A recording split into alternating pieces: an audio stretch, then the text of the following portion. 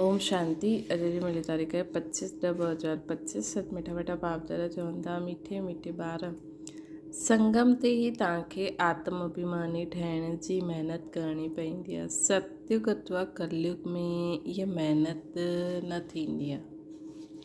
प्रश्न आहे, श्री कृष्ण जो नाम उन जी माँ बाप सां अधिक भालो छो आहे? उत्तर आहे, श्री कृष्ण सां पहिरियों जंहिंजो बि जन्म थींदो आहे उहो जन्म योग बल सां न थींदो आहे। छो जो श्री कृष्ण खां पहिरियों जंहिंजो बि जन्म थींदो आहे इहो योग बल सां न थींदो आहे। श्री कृष्ण जा माउ बाप कोई योग बल सां जन्म न वठंदा। ॿियो आहे, पूरी कर्मातीत अवस्था वारा राधे कृष्ण ई आहिनि। उहे सदगति खे पाईंदा आहिनि। जॾहिं सभु पाप आत्मायूं ख़तमु थी वेंदियूं तॾहिं गुलगुल पावन नई दुनिया में श्री कृष्ण जो जन्म थींदो। जॾहिं सभु पाप आत्मायूं ख़तमु थी वेंदियूं, छो जो जेके एडवांस पार्टी में आहिनि उहे पाप आत्मा थोरी आहिनि। उन्हनि जे अलावा जेका बि हूंदा सभु ख़तमु थी वेंदा, तॾहिं श्री कृष्ण जो जनमु थींदो। छो जो श्री कृष्ण जा माउ बाप जो शरीर बल विकार सां पैदा थियल हूंदो, लेकिन पाप आत्मायूं न हूंदियूं। उन्हनि खे तॾहिं श्री कृष्ण जो जनमु थींदो, उन्हनि सां ई वैकुंठ कहलाईंदो। तॾहिं खां स्वर्ग जी शुरूआति थी वेंदी। संगम ते श्री कृष्ण जी आत्मा आई। संगम ते श्री कृष्ण जी आत्मा सभिनि खां अधिक पुरुषारथ कई, उन करे उन्हनि जो नाम बालो आहे। ओम शांति। मिठे मिठे रूहानी ॿारनि खे रूहानी बाप वेई सम्झाईंदा आहिनि। 5000 वर्ष खां पोइ हिकु बार बाबा अची करे ॿारनि खे पढ़ाईंदा आहिनि। पुकारदा बि आहिनि, असां पतितनि खे अची करे पावन ठाहियो। त सिद्ध थींदो आहे कि सभु पतित दुनिया आहे न, है न? त सिद्ध थींदो आहे ये पतित दुनिया है। नई दुनिया पावन दुनिया हुई। नयो मकान ख़ूबसूरत हूंदो आहे न, पुराणो जीअं टुटल फुटल हूंदो आहे। बरसाति में किरी पवंदो आहे। हाणे तव्हां ॿार ॼाणंदा आहियो बाबा आया आहिनि नई दुनिया ठाहिणु। हाणे पढ़ो था न, है न? पोइ 5000 वर्ष पोइ बाबा वापसि पढ़ाईंदा अची करे।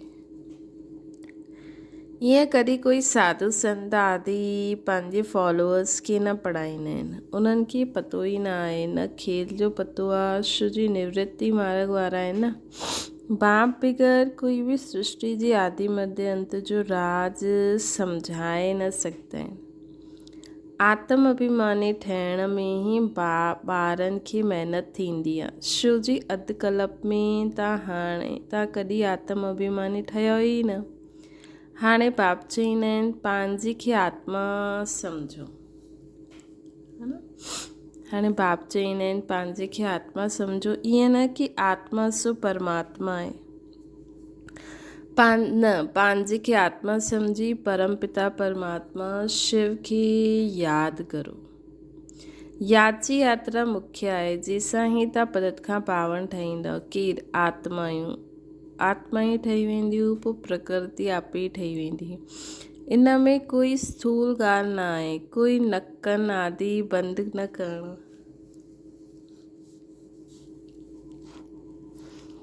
कोई नक कन आदि बंदि करिणो न आहे। मूल ॻाल्हि आहे पंहिंजे खे आत्मा सम्झी बाप खे यादि करो। तव्हां अधु कल्प सां हिरियल आहियो देह अभिमान में रहण जी। पहिरियों पंहिंजे खे आत्मा सम्झंदव तॾहिं बाप खे यादि करे सघंदव, है न? श्री भक्ति मार्ग में वो कंदा आहिनि न, नक बंदि करे डुबकी लॻाईंदा आहिनि। हू त पाणी जे अंदरि घुसंदा आहिनि, पर भक्ति मार्ग में अलाए छा छा कंदा रहंदा आहिनि न। स्थूल कर्मेंद्रियनि जी मथां ज़्यादा ध्यानु ॾींदा आहिनि। भक्ति मार्ग में बि बाबा बाबा चईंदा ईंदा आहिनि। ॿार ॼाणंदा आहिनि सतयुग में हिकु ई लौकिक बाप आहे, हुते पारलौकिक बाप खे यादि न कंदा आहिनि, छो जी सुख आहे न। भक्ति मार्ग में पोइ 2 बाप थी वेंदा आहिनि, लौकिक पारलौकिक। दुख में सभु पारलौकिक बाप खे यादि कंदा आहिनि। सतयुग में भक्ति हूंदी न आहे, हुते त आहे ई ज्ञान जी प्रालब्ध, हुते त आहे ई ज्ञान जी प्रालब्ध। ईअं न कि ज्ञान रहंदो आहे। हिन समय जी ज्ञान जी प्रालब्ध मिलंदी आहे न। बाबा त हिकु ई बार ईंदा आहिनि। अधु कलाक बेहद जे बाप जो सुख जो वरसो रहंदो आहे, पोइ लौकिक बाप सां अल्पकाल जो वरसो मिलंदो आहे। इहे मनुष्य न सम्झाए सघंदा आहिनि। इहा नई ॻाल्हि 5000 वर्ष में संगम युग ते हिकु बार बाबा ईंदा आहिनि, जबकि कलयुग ऐं सतयुग आदि जो संगम हूंदो आहे। तॾहिं बाबा हिन सृष्टि ते ईंदा आहिनि। नई दुनिया पोइ वरी खां स्थापना कंदा आहिनि। नई दुनिया में हिन लक्ष्मी नारायण जो राज्य हुयो, पोइ त्रेता में राम राज्य हूंदो। बाक़ी देवता आदि जा जो एतिरा चित्र ठाहिया आहिनि, उहे सभु भक्ति मार्ग जी सामग्री आहे। बाबा चईंदा आहिनि इन्हनि सभिनि खे भुलिजी वञो, हाणे पंहिंजे घर खे ऐं नई दुनिया खे यादि करो। ज्ञान मार्ग आहे समझ जो मार्ग, जंहिंसां तव्हां 21 जन्म समझदार ठही वेंदा आहियो। 21 जन्म कोई दुखी न रहंदो आहे। सतयुग में कॾहिं कोई हीअं न चईंदा कि असांखे शांती खपे। चइबो आहे, चईंदा आहिनि न, मांगण सां मरण भलो। बाबा तव्हांखे अहिड़ो साहूकार ठाहे ॾींदा आहिनि जो देवताउनि खे भॻवान सां कोई चीज़ मांगण जी दरकार ई न रहंदी आहे। हिते त दुआ मांगदा आहिनि, पोप आदि ईंदा आहिनि त केतिरी दुआ वठण वेंदा आहिनि। पोप केतिरनि जी शादी कराईंदा आहिनि, हा न। हिते त माण्हू आशीर्वाद ई मांगदा रहंदा आहिनि, जाते ॾिस भॼदा आहिनि, बसि आशीर्वाद मिले।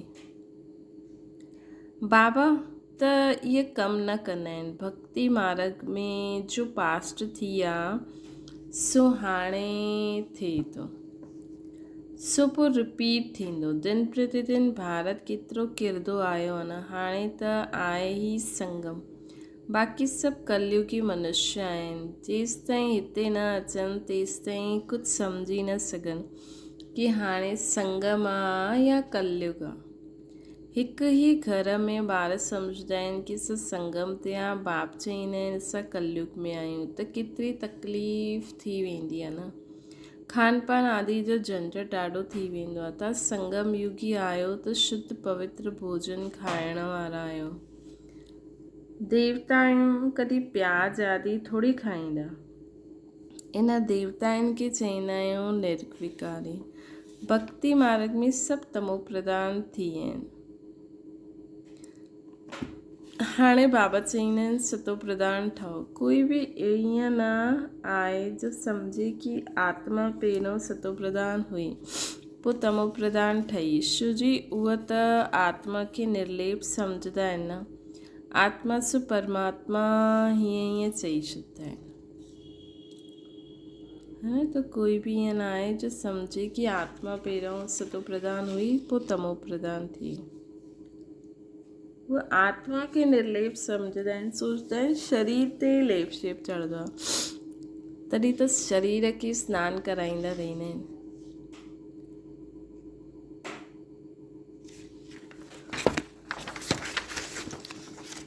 बाप चईंदा आहिनि ज्ञान सागर त मां ई आहियां। जो हिन देवी देवता धर्म जो हूंदो उहो अची करे वरी खां पंहिंजो वरसो वठंदो। हाणे सैम्पलिंग लॻे थो न, तव्हां सम्झी वेंदा आहियो इहा एतिरो उच्च पद पाइण लाइक़ु न आहे, है न। जीअं जेका बि माण्हू ईंदा हूंदा, सैम्पलिंग लॻे थो त ॿार सम्झी वेंदा आहिनि। घर में वञी करे शादियूं वादियूं कंदा आहिनि, छीछी थींदा आहिनि, त सम्झिबो आहे ऊच पद पाए न सघंदा। इहे राजा जी स्थापना थिए थी न। बाबा चवंदा आहिनि मां तव्हांखे राजाउनि जो राजा ठाहींदो आहियां त प्रजा ज़रूरु ठाहिणी पए, है न। बाप चवंदा आहिनि मां तव्हांखे राजाउनि जो राजा ठाहींदो आहियां त प्रजा ज़रूरु ठाहिणी पए, न त राज्य किथे पाईंदा।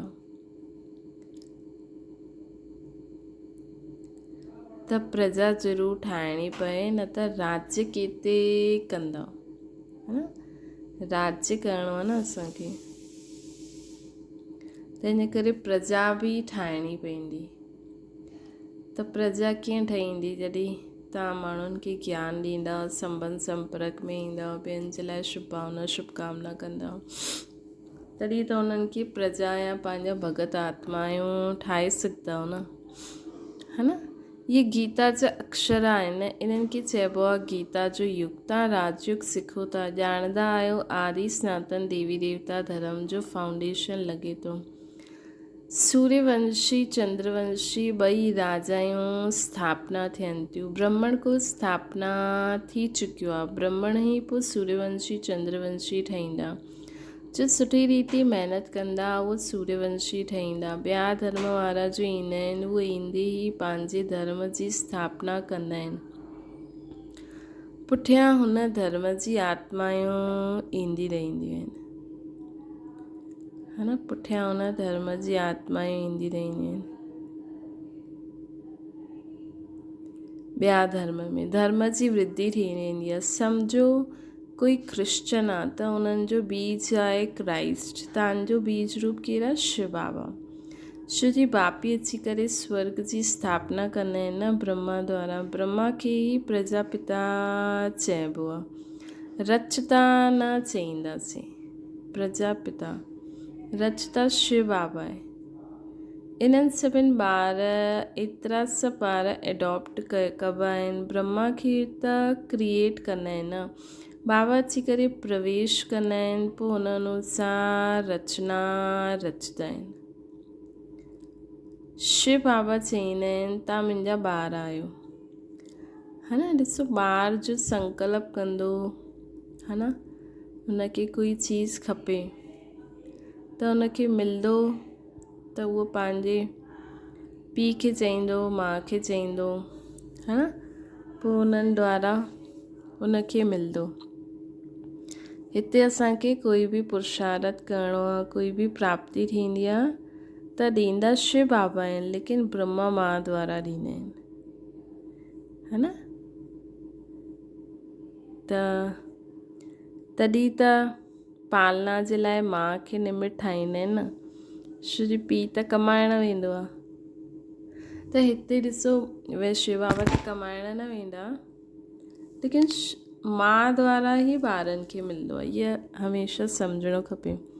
त कॾहिं बि ब्रह्मा बाबा खे इग्नोर न करिणो आहे, भले यादि शिव बाबा खे करिणो आहे, लेकिन ये यादि रहे कि असांखे ब्रह्मा बाबा द्वारा ई मिलंदो आहे, है न। शिव बाबा चवंदा आहिनि तव्हां मुंहिंजा ॿार आहियो। ब्रह्मा बि चवंदा आहिनि तव्हां मुंहिंजा साकारी ॿार आहियो। हाणे तव्हां कारा छी ठही आहियो, हाणे पोइ ब्राह्मण ठहिया आहियो। हिन संगम ते ई पुरुषोत्तम देवी देवता ठहिण जी महिनत कंदा आहियो। हिन संगम ते ई पुरुषोत्तम देवी देवता ठहिण जी महिनत कंदा आहियो। देवताउनि खे ऐं शूद्रनि खे कोई महिनत न करणी पवंदी आहे, ब्राह्मणनि खे महिनत करणी पवंदी आहे देवता ठहिण जे लाइ। बाबा ईंदा ई आहिनि संगम ते। इहा त ॾाढो नंढो युग आहे, इन करे हिनखे लीप युग चइबो आहे। हिननि खे कोई ॼाणंदो न आहे, बाबा खे बि महिनत लॻंदी आहे। ईअं न कि झटि सां नई दुनिया ठही वेंदी आहे। महिनत मतिलबु पुरुषार्थ त कराइणो पवंदो आहे न। तव्हांखे देवता ठहिण में टाइम लॻंदो आहे। जो सुठा कर्म कंदा आहिनि त सुठे कुल में जन्म वठंदा आहिनि। हाणे तव्हां नंबरवार पुरुषार्थ अनुसार गुल ठाहींदा आहियो। आत्मा ही ठहींदी आहे। हाणे तव्हांजी आत्मा सुठा कर्म सिखे थी। आत्मा ही सुठा बुरा संस्कार खणी वेंदी आहे। हाणे तव्हां गुलगुल ठही सुठे घर में जन्म वठंदा रहंदा आहियो। हाणे तव्हां गुलगुल ठही सुठे घर में जन्म वठंदा रहंदा आहियो। हिते जो सुठो पुरुषार्थ कंदा तो ज़रूरु सुठे कल में जन्म वठंदा। मतिलबु जो भी एडवांस पार्टी में वेंदा आहिनि, केॾी सारी आत्मायूं वञनि थियूं एडवांस पार्टी में।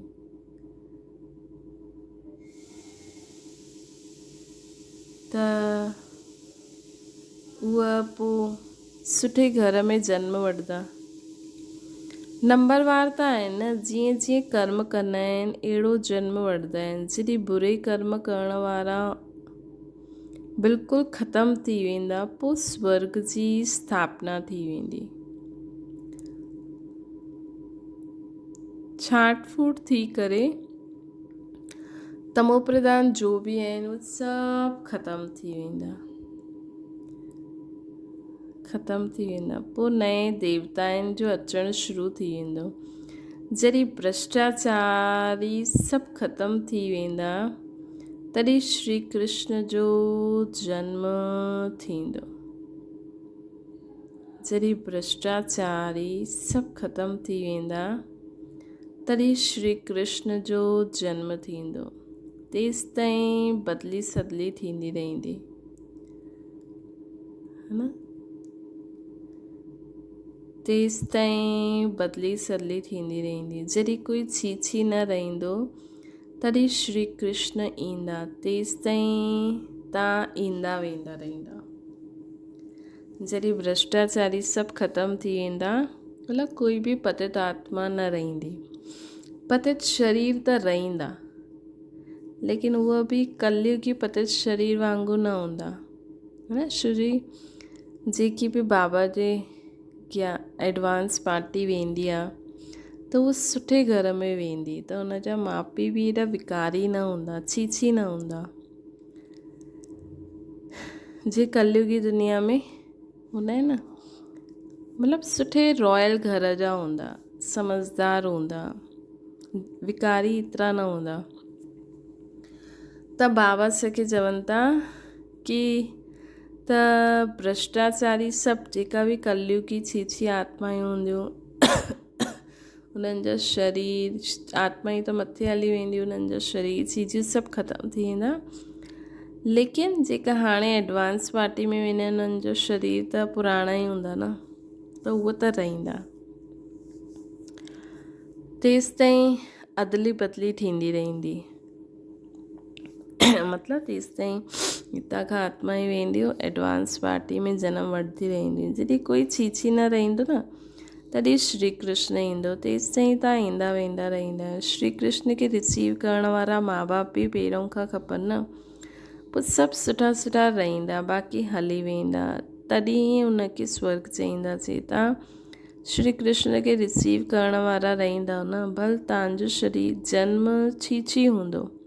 छो जी रावण राज्य में आहे न, शुद्र जनम त शुद्ध जनम त न थी सघे, है न। ॾिसो श्री कृष्ण जा माउ बाप जो हुनजी दास दासियूं हूंदियूं, है न। श्री कृष्ण के पालण वारी दास दासियूं या जो भी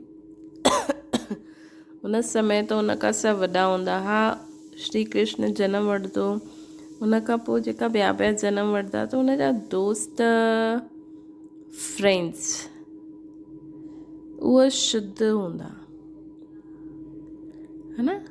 त शुद्ध जनम उनखां पहिरियों न थी सघे। बिल्कुलु पवित्र जनम त श्री कृष्ण जो ई पहिरियों थींदो। उनखां पोइ नई दुनिया वैकुंठ ते ईंदासीं। श्री कृष्ण बिल्कुलु गुलगुल नई दुनिया में ईंदा।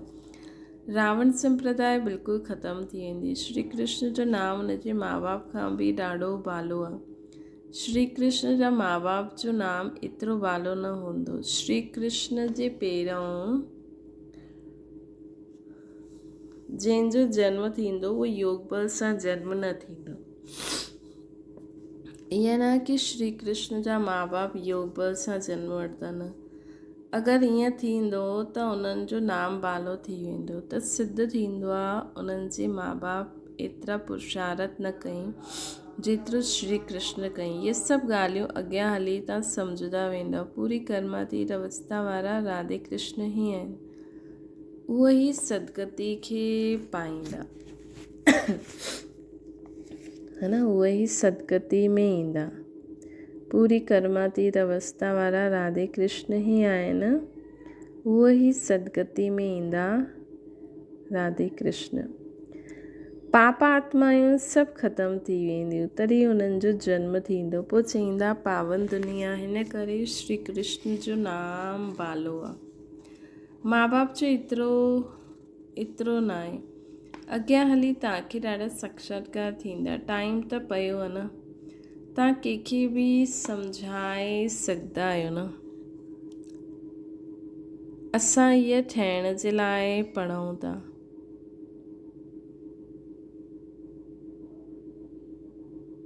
तव्हां कंहिंखे बि सम्झाए सघंदा आहियो।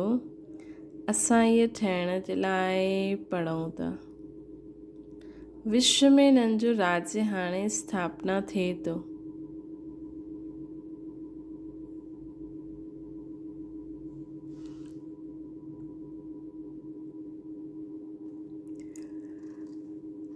कि विश्व में राज्य स्थापना थिए थो। असांजे लाइ त नई दुनिया खपे।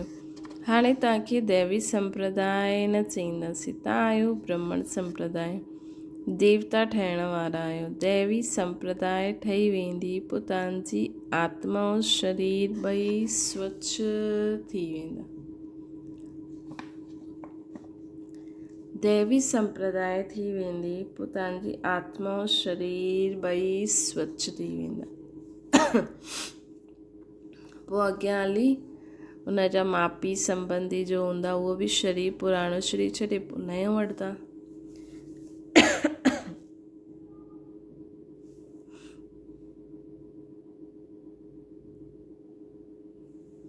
हाणे त संगम युगी पुरुषोत्तम ठहिण वारा आहियो। ये सॼी महिनत जी ॻाल्हि आहे। यादि सां कर्मातीत ठहिणो आहे। तव्हां ख़ुदि चईंदा आहियो यादि घड़ी घड़ी भुलिजी वेंदी आहे। बाबा पिकनिक ते वेंदा आहिनि त बाबा खे ख़्यालु रहंदो आहे। असां यादि में न रहंदा आहियूं त बाबा छा चईंदा। इन करे बाबा चईंदा आहिनि तव्हां यादि में वेही पिकनिक करो। कर्म कंदे माशूक खे यादि करो त विक्रम विनाश थींदा। इन में महिनत आहे। यादि सां आत्मा पवित्र थींदी, अविनाशी ज्ञान धन बि जमा थींदो। पोइ अगरि अपवित्र थी वेंदो त सॼो ज्ञान बहिजी वेंदो। पवित्रता ई मुख्य आहे न, पवित्रता ई मुख्य आहे। बाबा त छीछी ॻाल्हियुनि जे लाइ ॿुधाईंदा न, कि छीछी ॻाल्हियूं छा थींदियूं आहिनि, उन्हनि सां दूरि कीअं रहो। बाबा उहो बि ॿुधाईंदा आहिनि ऐं सुठी सुठी ॻाल्हियूं बि सम्झाईंदा आहिनि। मतिलबु ब्रह्मा बाबा बि पुरुषारथ कंदा आहिनि त ब्रह्मा बाबा बि हर हिकु ॻाल्हि ॿुधाईंदा आहिनि कि कहिड़ी ॻाल्हि ठीकु न आहे, कहिड़ी ॻाल्हि सुठी आहे, कीअं पुरुषारथ करो। ये सृष्टि जे आदि मध्य अंत जो ज्ञान इहो कोई बि न ॾेई सघंदा आहिनि। ॿियो त सत्संग आदि आहिनि, उहे सभु भक्ति मार्ग जा आहिनि।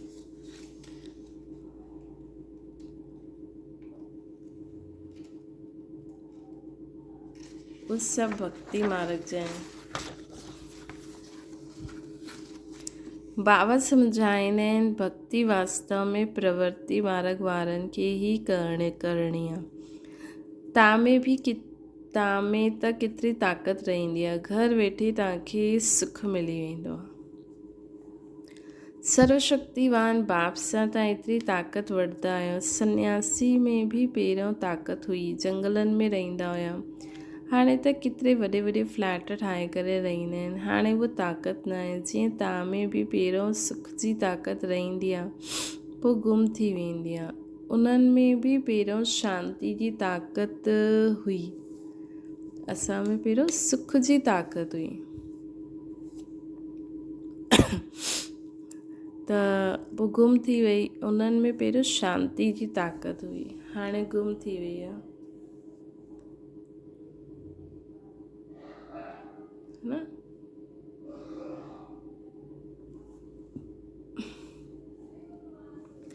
बाबा चवनि था अॻियां त तव्हां सच चईंदा आहियो कि रचता ऐं रचना खे असां न ॼाणंदा आहियूं, हाणे त पंहिंजे खे भॻवानु बाप चईंदा आहिनि,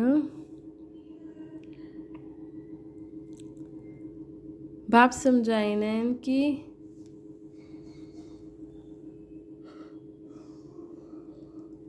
पहिरियों त सच चईंदा हुया, हाणे त चईंदा आहिनि असां ई भॻवानु आहियूं। भॻवान खे ख़ुदि खे शिवोहम चई ॾींदा आहिनि।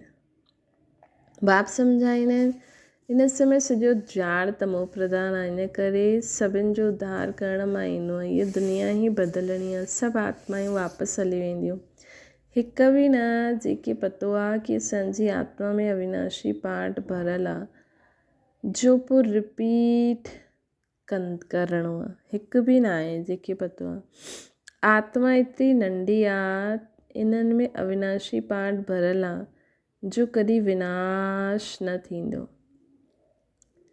है न। त हिकु बि न आहे जेके पतो हुजे कि असां में इहा अविनाशी पार्ट भरियलु आहे। आत्मा एॾी नंढी आहे, हिन में अविनाशी पार्ट भरियलु आहे जो कॾहिं विनाश न थींदो। इन में बुद्धि ॾाढी स्वच्छ, बुद्धि सुठी पवित्र खपे। उहो तॾहिं थींदी जॾहिं असां बाबा जी यादि में मस्तु रहंदासीं। महिनत सिवाइ पद थोरी मिलंदो, इन करे ॻायल आहे चढ़े त चाके वैकुंठ रस, किरे त चकनाचूर। काथे ऊचते ऊच राजाउनि जो राजा डबल सिरताज, काथे प्रजा। पढ़ाइण वारो त हिकु ई आहे, इन में सम्झ ॾाढी सुठी खपे। बाबा बार बार सम्झाईंदा आहिनि यादि जी यात्रा मुख्य आहे। मां तव्हांखे पढ़ाए करे विश्व जो मालिक ठाहींदो आहे, त टीचर गुरू बि हूंदो न। बाबा त आहिनि ई टीचरनि जा टीचर, बापनि जा बाप, सतगुरू। इहे त तव्हां ॿार ॼाणंदा, असांजो बाबा ॾाढो प्यारो आहे। अहिड़ो बाप खे त ॾाढो यादि करिणो आहे, पढ़णो बि पूरो आहे। बाप खे यादि न कंदव त पाप नष्ट थी वेंदा, बाप खे यादि न कंदव त पाप नष्ट न थींदा, है न। त हिन करे बाबा खे यादि कंदा रहो। अगरि बाप खे यादि न कंदव त पाप बि नष्ट न थींदा। बाप सभी आत्माउनि खे साथ वठी वेंदा, बाक़ी शरीर सभिनि जा हिते ख़तमु थी वेंदा। आत्मायूं पंहिंजे पंहिंजे धर्म जे सेक्शन में वञी करे मथे रहंदियूं। अच्छा, मीठे मीठे सिके लटे ॿारनि प्रति माता पिता बाप दादा जो यादि प्यार ऐं गुड मॉर्निंग। रूहानी बाप जी सभिनि रूहानी ॿारनि खे नमस्ते। असांजी बि रूहानी माता पिता बाप दादा खे यादि प्यार, गुड मॉर्निंग ऐं नमस्ते। धारणा जे लाइ मुख्य सार, बुद्धि खे पवित्र ठाहिण लाइ यादि जी यात्रा में मस्तु रहणो आहे। कर्म कंदे बि हिकु माशूक यादि रहे।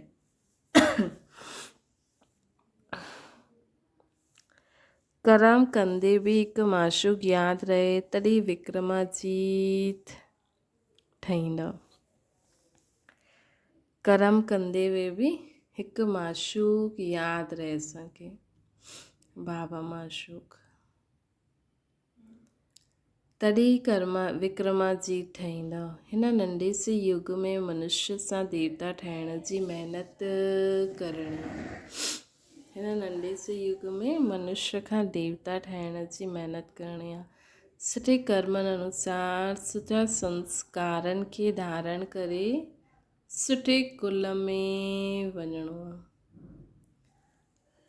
वरदाना, पंहिंजी रूहानी लाइट्स द्वारा वायुमंडल खे परिवर्तन करण जी सेवा करण वारा सहज सफलता मुहूर्त ठाहो।